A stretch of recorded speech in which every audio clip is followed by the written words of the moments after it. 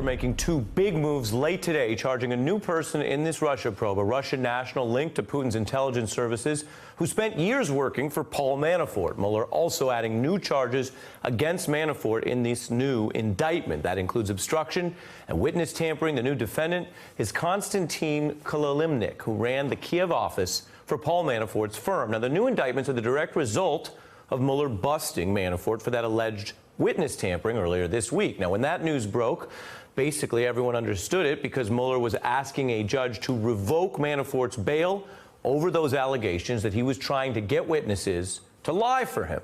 People had turned over text messages from Manafort, and he had been trying to conceal all of that effort through encrypted messaging apps. Tonight, Mueller's not only saying those efforts at tampering should land Manafort in jail before trial, as we learned earlier. Tonight, Bob Mueller is saying those efforts constitute new crimes, and thus Manafort and his employees should be tried and sentenced for that criminal activity, obstruction, and related conspiracy. These charges also cut against a pretty common defense from Trump allies that you may have heard. It goes something like this. Whatever Paul Manafort did, it was all old stuff before 2016. Well, tonight's news, these new indictments, the 20th indictment in the Mueller probe, this is new stuff. This is all about things Manafort did this year, specifically around the time in February when more heat was on him as his closest aide, Rick Gates, flipped. Tonight's charges, clearly a priority for Mueller. You can see it right there. While he shuns the spotlight and doesn't do any interviews, he does sign the big moves in this case, and that's his signature on these new indictments. Now, Manafort's the only American charged by Mueller who has not flipped. Meanwhile, earlier today, Donald Trump batted away questions about a potential pardon for him. I haven't even thought about it.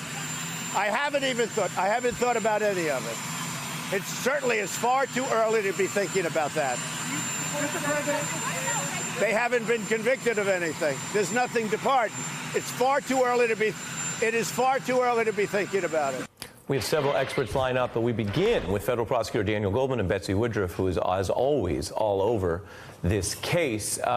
Daniel, what does it mean to go at both Manafort, who's already got a stack of charges against him, but also bring in this new defendant over obstruction? Well, it means that Bob Mueller is continuing with his pattern of being aggressive and charging whatever it is that comes across him. What's really shocking about this turn of events this week, and given the bail revocation motion earlier this week, this is not really a surprise to charge them. They really laid out their case in quite detail. But if you go back to the indictment, there is, I was looking over it, and there's a sentence in there which says that a principal for what's called Company A got talking points from Paul Manafort about what they should say in response to any inquiries about their lobbying in the United States. And they sent back a list of talking points. And then the guy writes, the principal for this Company A writes, heaven, we'll do that, but heaven knows what the employees might say. Immediately after that indictment is filed on February 23rd, Paul Manafort reaches out to those employees and tries to convince them to lie, to stick with his talking points, which is an outright lie. The chutzpah that Paul Manafort has shown in the face of these charges is truly shocking. And he's using his ally, his Kilimnik, who has been referenced in some of Mueller's papers as person A, who has some connection to Russian intelligence sources. He used him as an intermediary to do this obstruction. Right now, Kilimnik is in Russia somewhere, and I don't think there's much expectation to bring him here, so it's really just a message. Do you think this was inevitable that Kilimnik was going to get indicted? Inevitable as of Tuesday, or inevitable from previously? I think there were indications previously that Kilimnik had a very close relationship with Manafort, and that to the extent that Manafort was engaged in some criminal activity, it's not a surprise that Kilimnik is. As of Tuesday, yes, for sure, he was lumped in, but there may be more. Remember, Rod Rosenstein is authorized more. I'll just tell you, because, you know, we keep it real here. I don't know that you can say whether it's a surprise or not. I think all of this looks more logical as the case is laid out. But yes, if you go back a few months or a year, this is the year anniversary of James Comey's original testimony about obstruction, I don't think that anyone legally, journalistically, or anyone else knew that we'd be a year in, 20 indictments in.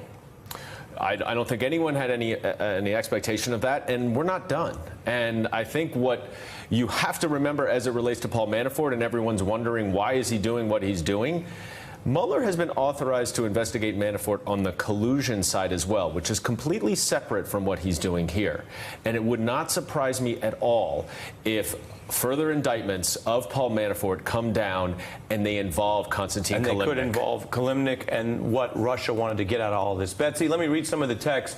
As Dan mentions, this originally came out, of course, in the attempt to jail Manafort before his trial based on the argument that he is basically tampering. On February 24th, he says, "This is Paul." 2 days later, he says, "We should talk. I've made clear that they worked in Europe." That is significant because it goes to whether or not there was U.S. lobbying that was illegally done. And then he goes on here in a message here that's person A, which we believe is Kilimnik. "Hi, how are you? Hope you're doing fine. My friend P is trying to reach this other person to brief him on what's going on." These are the spare lines of text that obviously they thought either would not get seen or would be spare enough that they could get away with what they're doing. Bob Mueller firing back tonight and saying those are evidence of new crimes. That's right, and I think chutzpah is the perfect word for what we're seeing with Paul Manafort in his efforts to try to shift the way that the investigation was being conducted. It really is an extraordinary revelation that we're seeing in this indictment. Today, I believe, besides the day that he was first indicted, today was probably the worst day thus far for Paul Manafort, and that's because today dramatically ratcheted up the likelihood that he could end up going to jail. Earlier this week, when that motion came down, from Mueller's team saying that Manafort appeared to have obstructed justice, initially it was unclear what kind of impact that would have on Paul Manafort's freedom, especially because his attorneys would have been able to argue in court, look, if there's an obstruction of justice allegation but no indictment, then the obstruction of justice charges can't be that bad. Right. However, now we have this indictment. Now we have Bob Mueller himself signing his name on the dotted line saying Paul Manafort tried to get in the way of my investigation. And that means that a judge is going to have to look at that very seriously. A judge is going to know that a grand jury signed off on this indictment, and that raises the likelihood that Paul Manafort could be incarcerated before his trial. Right, and pretrial detention is nothing to mess with. I want to look at the wider implications here, given all the political talk of obstruction. Bring in Vermont Governor and former DNC Chair Howard Dean and Jennifer Rubin, a conservative writer for the Washington Post. Governor Dean, what politicians and other political figures say is generally outside of the ambit of the courtroom. But we would be remiss not to note that these new obstruction charges from Mueller come down in a period of time where people like Rudy Giuliani and Sean Hannity have been openly talking about obstruction as something that people should just do and that the president can do, and it's quote unquote not a crime. Well, first of all, it is a crime whether the president, the question is whether the president can be indicted and convicted. There's a difference of opinion on that. Most legal scholars think he can be indicted. Secondly, this is what crooks do. I once had a conversation with a state police officer in Vermont, and I said, boy, we were talking about a case, and he said, I said, this guy's really smart, and he said, no, crooks are smart, because they always think it's not going to happen to them. This is Trump's MO. He says he has outrageous things because he never thinks it's going to have an effect on him, and eventually it always does. And that's what's happening to Paul Manafort, and it's going to happen to Donald Trump. Jennifer, on that point, there's some reporting about how Manafort views all this from his circle. With Mueller closing in, Manafort's allies abandoned him, which most people could understand. And it says here, Manafort felt, quote, betrayed by two journalists who turned on Mr. Manafort, informing Mueller's team in an effort to reach them. The latest in a series of one-time Manafort business partners who provided damaging evidence to Bob Mueller. I mean, just at a basic level of amoral realpolitik, put aside your obligations to cooperate with federal authorities or the legal obligation he has on a bail deal, and just think in terms of interest. How does Paul Manafort think that he's the person that everyone should be siding with over Mueller, or AKA the Department of Justice? It's completely unrealistic, and I think the governor is right. Crooks tend to think that loyalty to them is absolute. Their loyalty to others is another matter altogether. But I just want to pick up on something that Betsy was saying that I think is absolutely crucial here. First of all, there's been much talk not only that the president can't commit obstruction of justice, but that there is nothing there that ties Trump to any of this. And what we know already is the Trump Tower meeting is out there in which he's accused of having drafted a false statement. We're now finding out about other meetings that his son and son-in-law may have been involved in. And I think this is making a point that these are real crimes. These aren't just trifles that are somehow different aside from the real meat of the case. These are real felonies. People go to jail for them. And I think to some extent, Bob Mueller is underscoring that. We now are up to 20 people who have been indicted, 5 people who have flipped. And I think this is a little bit of message sending that he is very serious. We're nowhere near the end of this. And to the extent that other people are talking to witnesses, suggesting testimony and so on, this is a big fat signal to those people. We're coming after you, too. Right. And I think that's very important in terms of what Bob Mueller's putting out there. For folks who feel like, gosh, are they getting away with all of it? Well, who's they? Because the campaign chair just got hit with the new indictments today, as did his aide, Manafort's Manafort, as they call him. We're going to get into that a little more later in the show, as did his deputy, Rick Gates, as did George Papadopoulos, as did Mike Flynn. I mean, who's getting away with it? There's a lot of accountability, it would seem. Now, Governor Dean, as you know, Donald Trump is Vladimir Putin's worst nightmare. I mean, everybody knows that, and that's just a fact that the president said today. Take a look. I have been Russia's worst nightmare. But with that being said, Russia should be in this meeting. Why are we having a meeting without Russia being in the meeting? Russia should be in the meeting. It should be a part of it. They threw Russia out. They should let Russia come back in, because we should have Russia at the negotiating table. Governor?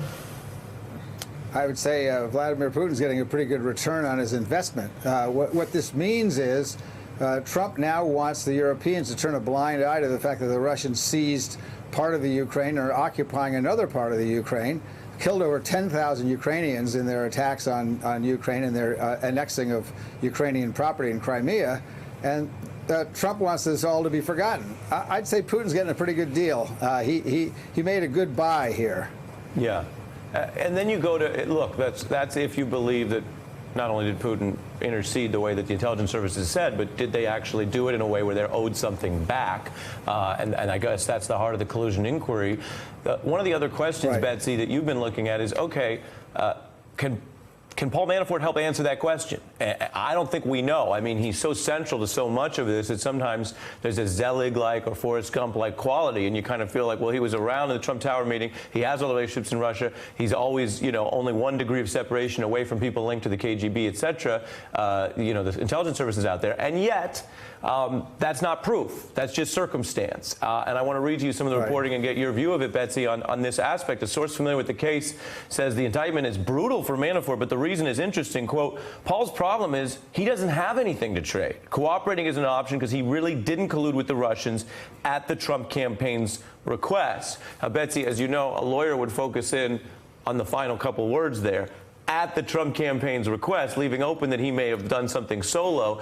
What do your sources say, and what does your reporting instinct say about whether there is anything for Manafort to cooperate on?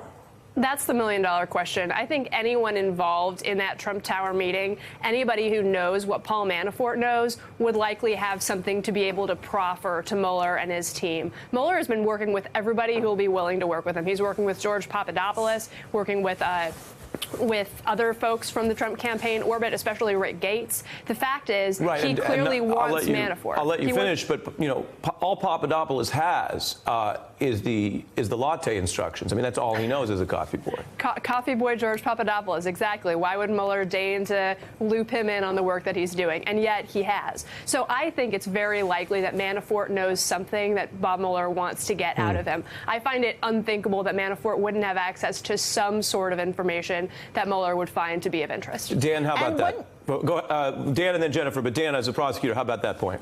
Well, I think it's entirely reasonable to think that Manafort might be the top here. You know, as you're working your way up, you always keep going. But given what we know about Donald Trump and how he operates, and given the connections and contacts that we know Manafort has and had during the campaign, given the flip in the platform as it relates to Russia and Ukraine at the Republican National Convention, which Manafort was really in charge of, it very well could be that, yes, there was some degree of collusion, but it either was somewhat isolated with Manafort or at a minimum it stopped at Manafort. That's completely consistent with what we know so far, and or at least not inconsistent. And so it's conceivable that he is the end game here. Not inconsistent. Dan with the big double negative.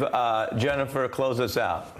It actually is inconsistent because, of course, there was collusion in the Trump Tower meeting. When you offer dirt on your opponent and your son says, I'd love to have it, that is collusion. So it doesn't stop with Manafort. The question is how much and how secretive Trump was about the collusion.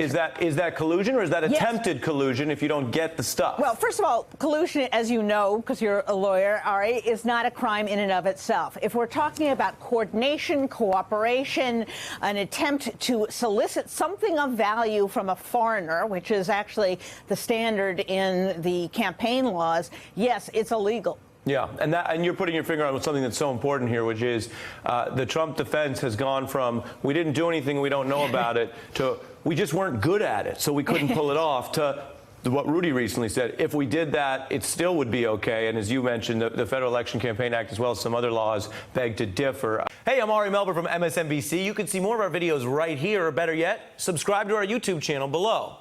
You could have been anywhere in the world, but you're here with us, and we appreciate that.